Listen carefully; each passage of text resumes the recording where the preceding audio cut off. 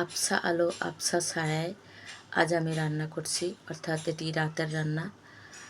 আজ আমি কোনো তরকারি রান্না করব না। আমি ভাত বসিয়ে দিয়েছি আগেই চুলোতে, এপাশের চুলোতে দিয়েছি ডিম সিদ্ধ।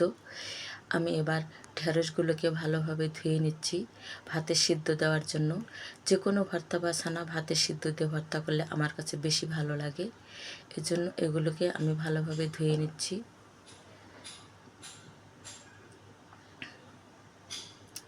ধোয়া প্রায় শেষ, এবার আমি হাঁড়িতে ছেড়ে দিচ্ছি।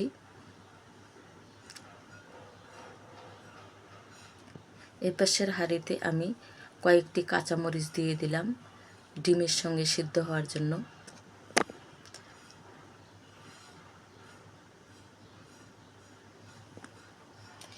ভাত বলক উঠে এসেছে, আর একটু পরেই হয়ে যাবে।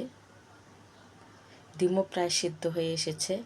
আমি ভাত এবং ডিম নামিয়ে নিলাম।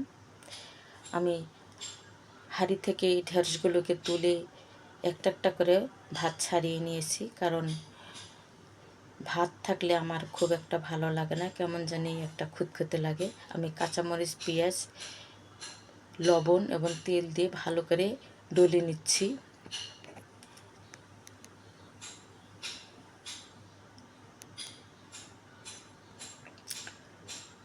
একটু মিহি করে ডলে নেব।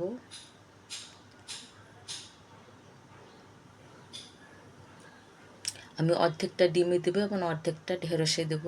এবার আমি ঢেঁড়সগুলো দিয়ে ভালোভাবে মিহি করে ডলে নেব। ঢেঁড়স একটু পিচ্ছিল হয়, এতে ভাতগুলো মনে হয় গলা দিয়ে সরসর করে নেমে যায়, এই জন্যই আমি ঢেঁড়স ভর্তা দিয়েছি।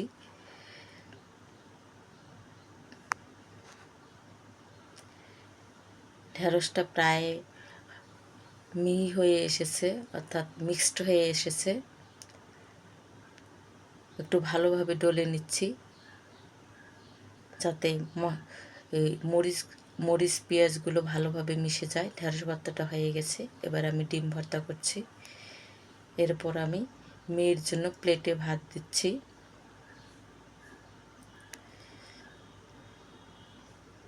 আমার মেয়ে 1 চামচের বেশি ভাত খেতে পারে না, 2 চামচ দিয়েছি, তা বলছে হ্যালো গাইস, ভাতগুলো তুলে নিতে বলেন। এজন্য এবার আমি ভাতগুলো তুলে নেব।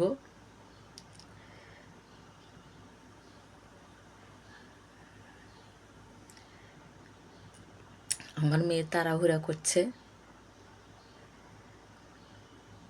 এবার আমি ভাতগুলো তুলে নিচ্ছি, কিছুটা তুলে নিয়েছি। মেয়েকে দিয়ে দিচ্ছি ঢেঁড়স ভর্তা ও ডিম ভর্তা। ডিম ভর্তা জানি না কজন খায়, তবে আমার কাছে খেতে ভালোই লাগে। আমি খুব একটা করি না।